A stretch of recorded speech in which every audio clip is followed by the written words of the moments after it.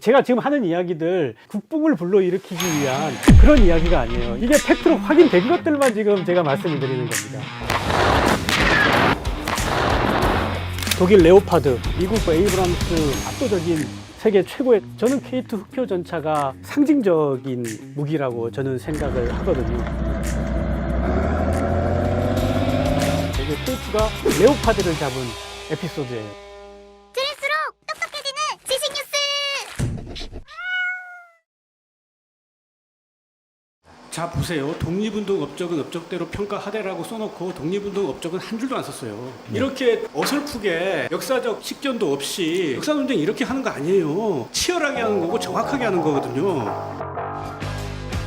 SBS 국방 전문기자 김태훈입니다. 우리 방산을 표현하는 용어로 소총에서 전투기까지 라는 표현을 많이 쓰거든요. 그 레토릭을 많이 쓰는데,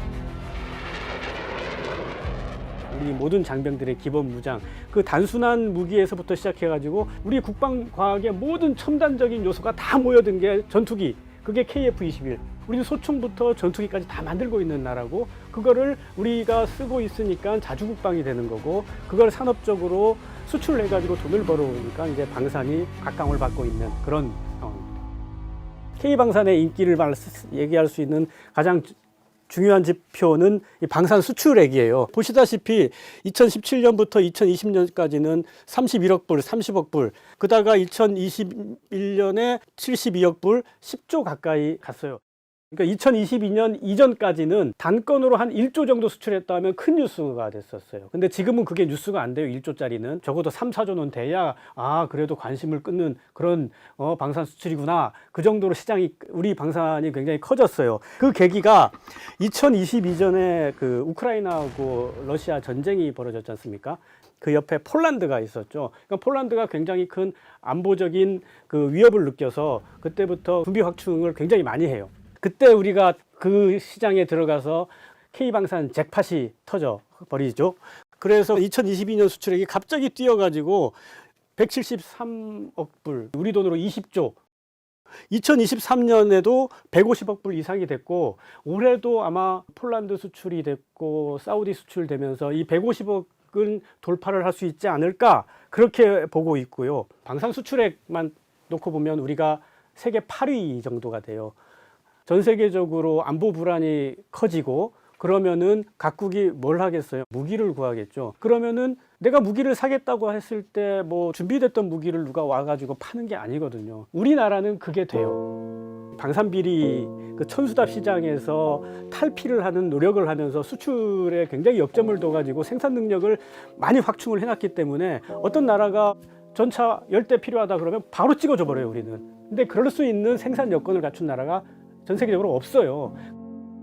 그래서 이번에 폴란드 잭팟 터진 게 그런 이유고, 그러니까 지금 이스라엘 중심으로 계속 전운이 감도니까 그 주변에 있는 사우디나 뭐 그런 나라도 불안불안하잖아요. 그래서 사우디가 얼마 전에 우리 LIG 넥스원에서 만든 천궁2 중거리 요격 체계를 수출 계약을 체결했죠. 그게 한 4, 5조 될 겁니다.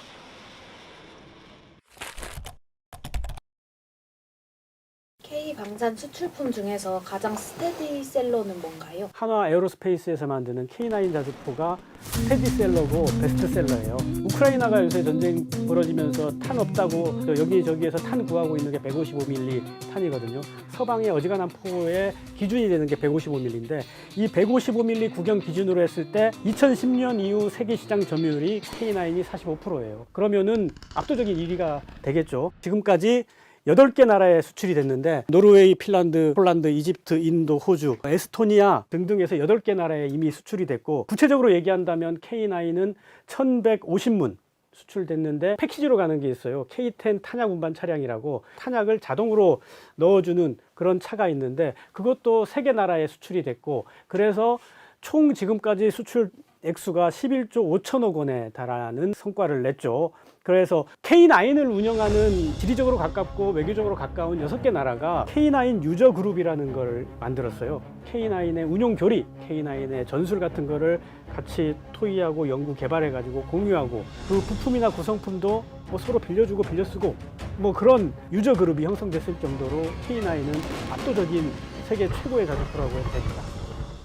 전차라든가 이제 무기 같은 경우가 뭐 가격이 어마어마하잖아요. 700억, 800억, 뭐 1000억, 2000억. 이게 무기가 있잖아요. 극한의 상품이에요. 옛날에 방산 비리 때문에 시끄러웠던 USB가 하나 있었어요. USB 하나가 80만 원인가 100만 원인가 해가지고 무료 상품으로도 막 주는 게 USB인데 왜 그렇게 비싼 USB가 군용으로 만들어졌느냐? 비가 와도 영하 뭐 30도로 떨어져도 물속에 빠져도 온도가 4, 50도 올라가도 핵이 터져도 전자파가 들어와가지고 공격을 받아도 그 속에 있는 비밀을 보존할 수 있는, 다 견딜 수 있는 그런 극한의 상품을 만드는 거예요. 일반 항공기는 추우면 안 뜨면 돼요. 툭 하면 결항하잖아요. 근데 전쟁 났는데 이것저것 볼 겨를이 어디 있습니까? 추워도 떠야지. 그러면 추운데도 날아가고 더운데도 날아가고 비 올 때도 날아가고 그 시험을 다 하는 거예요. 전투기들은 별하별 성능이 다 들어가고 그래서 전투기가 비싸죠. 결빙 환경에서 항공기 정상 작동을 확인하기 위해서 모든 계통 점검한 결과 정상적으로 작동됨을 다 확인하였습니다. 최우선의 목표는 적을 타격해서 죽이는 거지만은 여기에 들어있는 우리 장병 보호가 더 큰 목표이기 때문에 그러니까 가격이 비싸죠. 지금 K방산의 주력으로 나오는 K9 자주포인데 사실 저는 K2 흑표 전차가 지금 현재 각광받고 있는 K방산의 상징적인 무기라고 저는 생각을 하거든요. 제가 지금 하는 이야기들 흔히 유튜브에서 나오는 국뽕을 불러일으키기 위한 그런 이야기가 아니에요. 지금 제가 하는 이야기들은 방사청과 제작사인 현대로템한테 더블 체크를 다 받고 이게 팩트로 확인된 것들만 지금 제가 말씀을 드리는 겁니다. 이 K2 전차가 2022년 1월부터 2월까지 노르웨이에서 동계 시험 평가를 받았거든요. 노르웨이 군에서 차기 전차를 구입하겠다라는 사업을 내놓으니까 경쟁하겠다고 온 여러 가지 전차가 있었죠. 그 중에서 최종 후보로 올랐던 게 우리 K2 흑표하고 독일 레오파드, 세계적인 전차예요. 우리 또 독일 하면은 전차의 나라잖아요. 2차 대전 때 전차로 쓸어버렸으니까. 이 두 개가 노르웨이에서 2022년 1, 2월에 같이 동계 평가를 받아요. 평가는 두 가지예요. 사격 능력하고 그다음 기동. 각각 2대씩 갖고 왔거든요. 우리도 2대, 여기도 2대를 갖고 왔는데 근데 평가를 시작하기 전에 저 레오파드 전차가 어떤 일이 벌어지냐면 전차 하나가 고장이 나요. 사격용으로 갖고 온 전차가 고장 나요. 고장 나면 만약 우리 같은 경우는 어떻게 하겠어요? 무슨 수를 써서라도 한국에서 전차 하나 더 갖고 갑니다.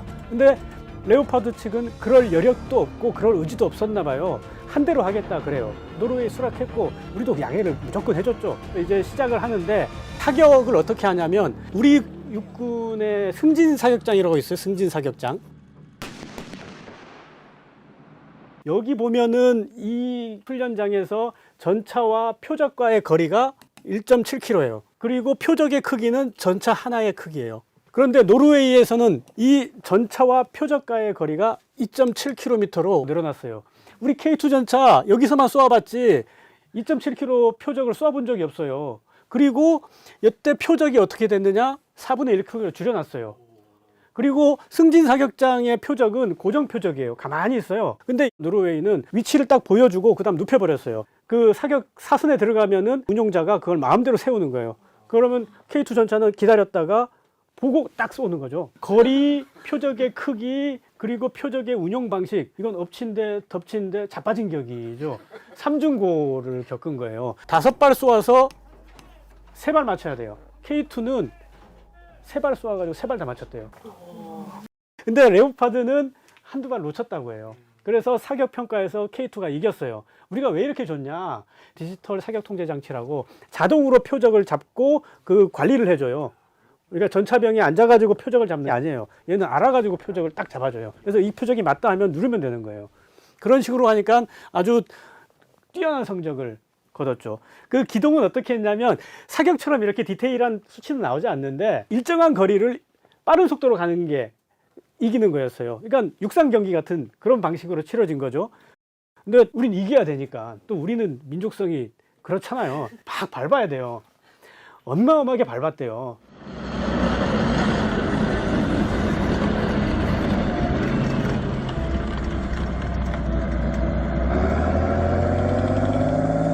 노르웨이 육군에서 겁난 거야. 야, 저 차 뒤집히지 않을까? 레오파드에 비해서 너무 빠른 거예요. 그래서 너네 속도 알만큼 봤다. 줄여도 되겠다 해서 속도를 줄이라고 달래가지고 그렇게 해서 평가를 했다고 해요. 그렇다면은 기동 성적도 우리가 앞선 거죠. 그러니까 전차의 생명이라고 할 수 있는 기동 능력, 사격 능력에서 노르웨이 그 설원, 그 겨울에 우리보다는 훨씬 추울 테고 눈도 1.5m 쌓여 있는 완전히 설원이에요. 거기 우리 전차가 가가지고 이런 성능을 발휘했죠. 우리의 기술력이 이만큼 뛰어나다는 이야기가 되는 거죠. 그러니까 우리가 왜 이런 겨울에도 잘 달리는 전차를 만들 수가 있느냐. 우리는 사계절을 생각해가지고 개발을 하기 때문에 더운 나라, 이집트 가서도 잘 달려요, 이 차가. 이게 K2가 그 레오파드를 잡은 에피소드예요, 이게. 그 미국이나 독일과 같은 방위 선진국의 기술과 비교했을 때 K2 전차의 성능은 어느 정도 수준인가요? 그 지금 여기에 흑표, 레오파드, 에어브람스 이렇게 이거 에이브람스인데? 에이브람스라고 에이브람스. 폴란드에서 굉장히 큰 훈련을 해요. 그게 드래곤 24라는 훈련이 벌어지거든요. 그 훈련에 서방의 모든 전차가 다 동원이 돼요.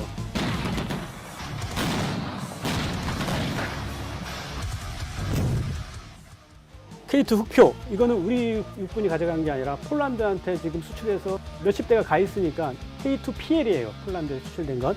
폴란드 육군 전차병들이 K2 PL을 갖고 갔고, 독일은 레오파드 갖고 왔고, 에이브람스, 그리고 프랑스군은 르클레르, 영국은 챌린저, 이런 자기들의 대표 전차를 다 갖고 왔어요. 여기서 사격을 또 합니다. 노르웨이서처럼. 노르웨이 시험평가 때는 2.7km였죠. 폴란드는 표적과의 거리가 4km로 늘어나요. 이거는 여러 발 쏘았어요. 뭐 5발 쏘아서 3발 맞추는 게 아니라 우리 K2의 성적은 90% 명중률을 기록했어요. 그러니까 우리 사통 장치가 그렇게 좋다는 거죠. 다른 나라는 알려지진 않았는데 우리 K2가 가장 높았다는 거는 이미 그때 거기서 정평이 나버렸죠. 근데 여기서 끝난 게 아니라 폴란드에서도 기동을 해요. 근데 여기서 재밌는 건 경사로 기동해서 K2의 힘이 발휘가 돼요. 그러니까 굉장히 가파른 경사로 몇 킬로짜리 죽음의 꼴딱고개를 건너가야 되는데 우리 K2 완샷에 쉬지 않고 올라가 버렸대요. 그것도 직선으로. 이게 힘들면은 지그재그로 가야 되거든요. 근데 얘는 직선으로 쫙 올라가고 다른 전차는 아무것도 못 올랐다 그래요. 그랬더니 이 폴란드 전차병이 기고만장하지 않겠어요? 뭔가 더 다른 묘기를 보여주고 싶은 생각이 들죠. 그래서 이 폴란드 전차병이 어떤 기행을 벌이느냐, 경사로를 쭉 올라가다가 여기서 딱 멈춰요. 얘가 이게 올라가다가 멈추면은 다시 올라가려면 더 힘들거든요. 평지에서 힘 받아가지고 쭉 올라가야지, 가다가 멈춰버리면 이거 골치 아파요. 이게 다른 전차 같으면 뒤로 흘러요. 멈춘 다음에 그 다음에 자연스럽게 다시 올라가는 그런 묘기를 보여줬다고 해요. 그러니까 이 기고만장한 거죠, 폴란드 전차병이. Tak spektakularnie wyglądają możliwości K2, ale to hydropneumatyczne zawieszenie to przede wszystkim większe zdolności do obrony i do ataku, choćby strzelanie zza przeszkody, ukrywanie się i większy kąt podniesienia działa. 지금 폴란드에서 그 벌어진 드래곤 24라는 훈련에서 K2 전차가 제대로 성능을 자랑해 버렸다라고 해서 지금 다른 나라 육군들도 웅성웅성거린다는 소문이 있습니다. 그래서 결국에 따냈나요? 그건 다음에 얘기할게요. 예. 싸구리는 아니에요. 안 싸요. 압도적인 세계 최고의 K2 흑표, K9 자주포. 그런데 K방산에 한계가 있어요. 우리가 전쟁이 딱 터지면 북한은 어디를 먼저 때릴 것 같습니까? 점점점 방산 수출 시장에서 한국에 대한 견제가 심해질 수밖에 없어요. 그래서 조건으로 키워나가야 되죠. 들을수록 똑똑해지는 지식 뉴스. 노르웨이에서 혁혁한 성과를 올렸다고 했지 않습니까? 노르웨이 군에서 차기 전차를 구입하겠다라는 사업을 내놓으니까 최종 후보로 올랐던 게 우리 K2 흑표하고 독일 레오파드. 그런데 레오파드라는 세계적인 전차를 사격해서 그리고 기동해서 완전히 따돌려 버리는 그런 성과를 거뒀는데, 그때 노르웨이는 뭘 선택했느냐? 레오파드를 선택했어요. 안녕하십니까. SBS 국방 전문 기자 김태훈입니다. 그게 왜 그러냐? 레오파드 독일 거지 않습니까? 독일의 정치력이 유럽에서는 막강하잖아요. 그래서 우리 방산이 그런 기본적인 기초체력, 경쟁력 말고 좀 가졌으면 하는 게 대한민국이 안보리 상임이사국 같은 그 정도의 정치적인 지위가 있으면 야, 여기저기 막 팔 수 있는데 그러니까 국제정치력이에요. 국제정치력. 우리가 좀 봐야 될 게 냉전이 벌어졌을 때까지만 하더라도 전 세계가 군비를 굉장히 증강을 많이 했지 않습니까?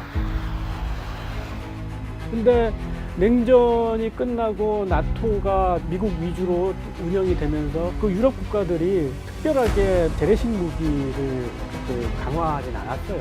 반면에 우리는 냉전이 끝나도 지금까지 계속 한 번도 안보 불안에서 벗어난 적이 없어요. 계속 무기를 만들어야 돼. 그런데 우크라이나하고 러시아 전쟁이 벌어졌지 않습니까? 그러니까는 그 유럽 국가들이 굉장히 큰 안보적인 그 위협을 느껴서 그때부터 군비 확충을 굉장히 많이 해요. 그러면은 수요가 있을 때 생산 능력을 잘 갖추고 있어야 바로 팔 수 있죠. 어떤 나라가 전차를 사겠다 하면은 전차는 워낙 덩치가 크니까 빨리빨리 만들어서 공급하기가 어렵잖아요. 팔아달라고 하는데 전차 달라 그러는데 못 만들어서 못 파는 경우, 그런 경우가 있다니까요. 우리 K2 전차는 지금 생산 능력이 월 10대 이상이에요. 만약에 수요가 더 들어와 가지고 물량이 더 필요하다, 방사청에서 이거 현대로템은 20대까지 만들 수 있다라고 하는 게 우리 방사청의 판단이고, 독일의 레오파드도 월 10대를 만들 수가 있는데 우리랑 좀 달라요. 전차의 골조를 기존에 있던 낡은 레오파드의 중고 골조를 갖다 놓고 거기에다가 구성품을 넣어가지고 완성시키는, 그러니까 신형차가 아니에요, 레오파드는. 그러니까는 생산 능력이 우리보다 한 20-30% 떨어진다고 이렇게 봐도 되죠. 다음에 에이브람스는 신차 양산 안 합니다. 창정비라고 해서 대규모 정비인데, 창정비 하면서 기존 전력을 좀 업그레이드하고 유지하는 수준으로 가지 신차 양산은 안 해요. 다음에 프랑스의 르클레르, 이것도 마찬가지로 신차 양산 안 하고 창정비만 하면서 전력을 유지하고 있는.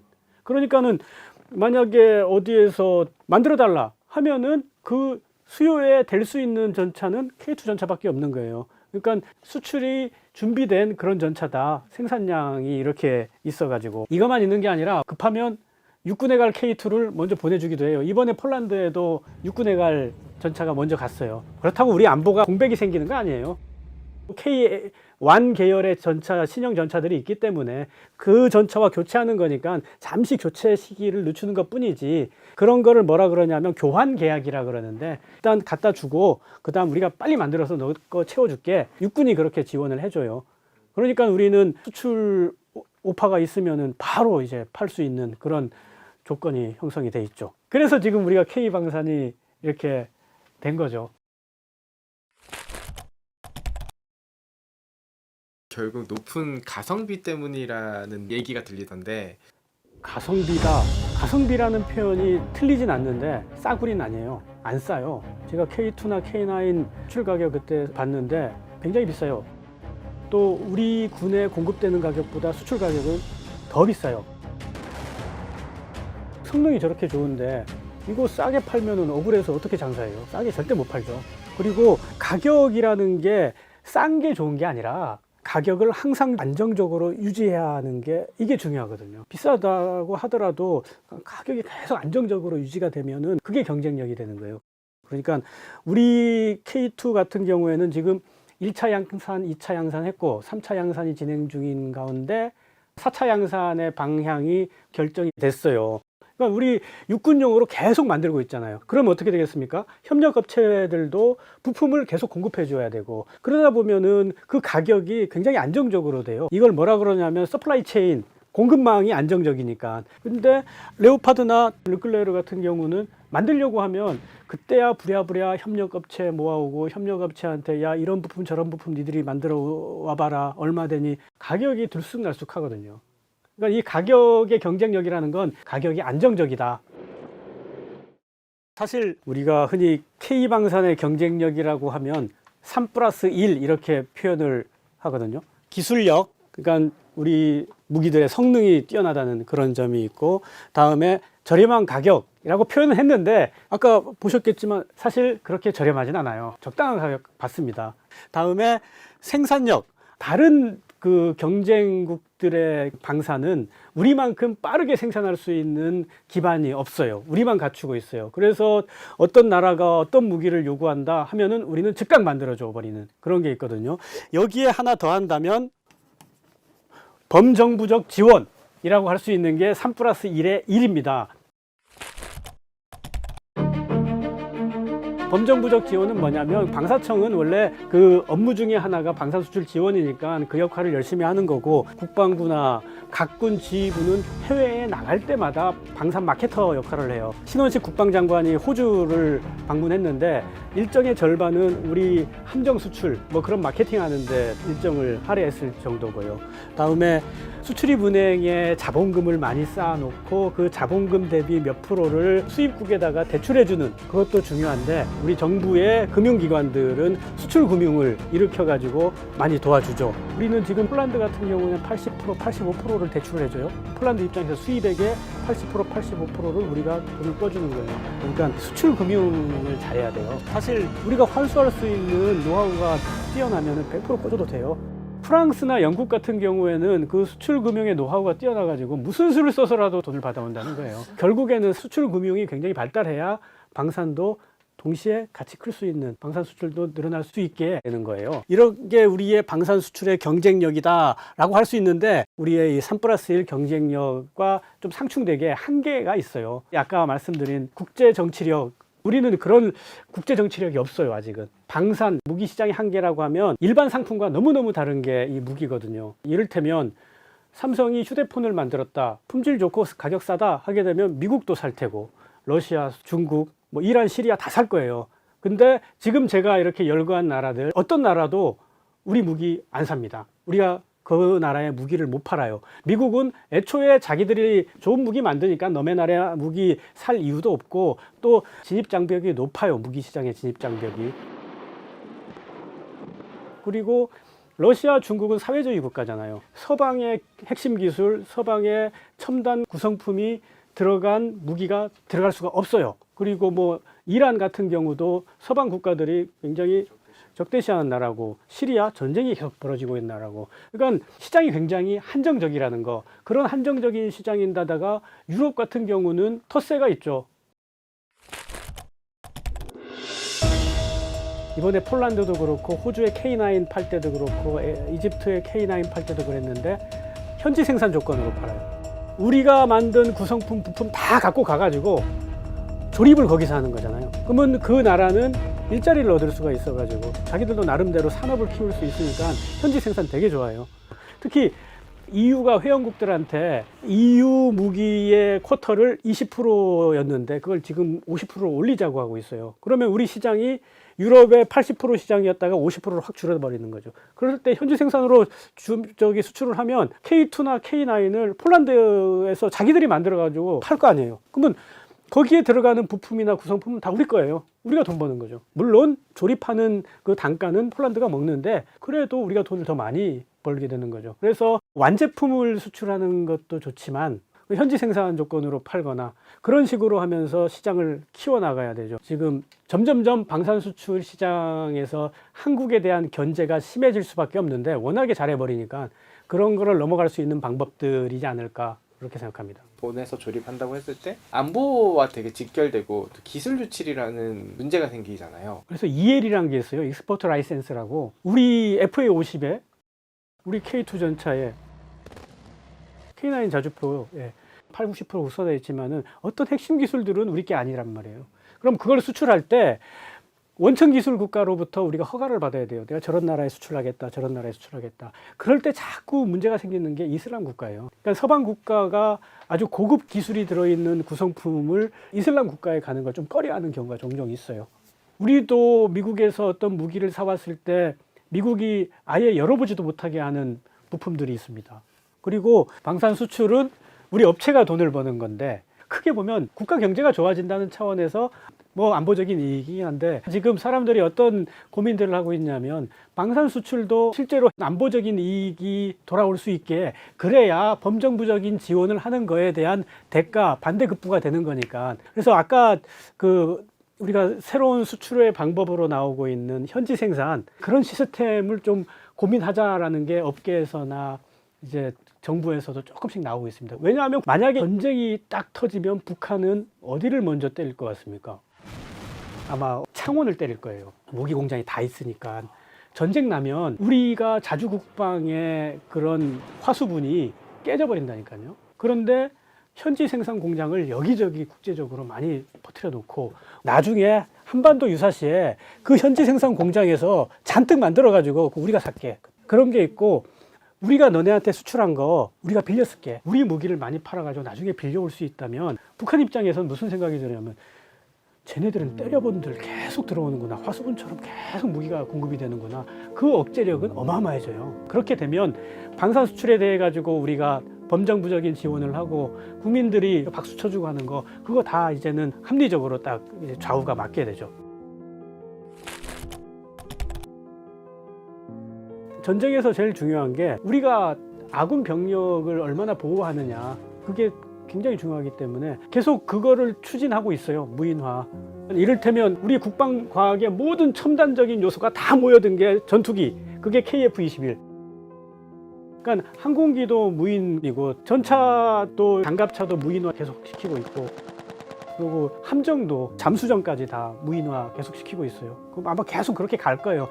그럼에도 최종적인 작전은 사람이 탄 전투기가 벌어지지 않을까. 존 아켈리노라고 미 인도태평양 사령관, 그분이 그 얘기를 하던데 무인 항공모함에서 무인기가 뜨는 거는 아마 없을 거라고. 최종 전력은 결국에는 유인일 거다. 근데 우리 군 지휘관들이 항상 유념해야 될 거는 나의 부하들을 이 부하의 가족들한테 안전하게 보내주는 게, 그게 네 지휘관들의 가장 큰 목표다. 그걸 잘 유념하고 있어라. 그런 말을 해요. 그러니까 무인의 개념은 사실 그런 거죠. 내 부하들을, 내 장병들을 집에 안전하게 보내줄 수 있는, 가족들 품으로 보내줄 수 있는 그런 수단으로 무인화를 생각해야 되는 거죠.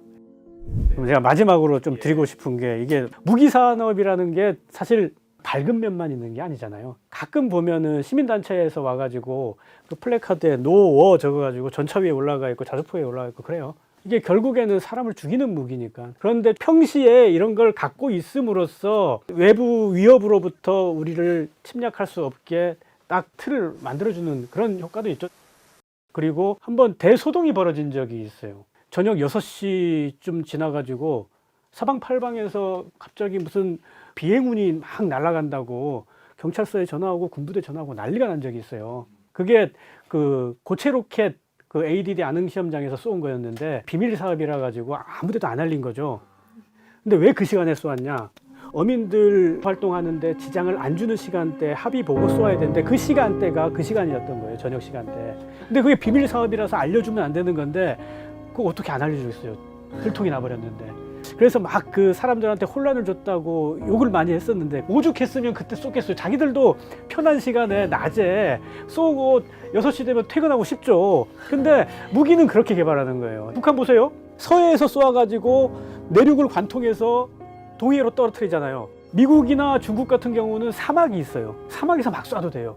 우리 그렇게 할 수 있을 것 같아요? 우리가 서해에서 쏘아가지고 우리 국토를 지나가지고 동해에 떨어뜨린다? 우리 그거 못해요. 되게 어렵게 개발해요. 그래서 우리가 개발한 이런 무기들은 참 그 애환이 많이 깃들여 있는 무기다. 그렇게 알아주셔야 돼요. 오늘 교양일을 부탁해 여기서 마치겠습니다. 감사합니다.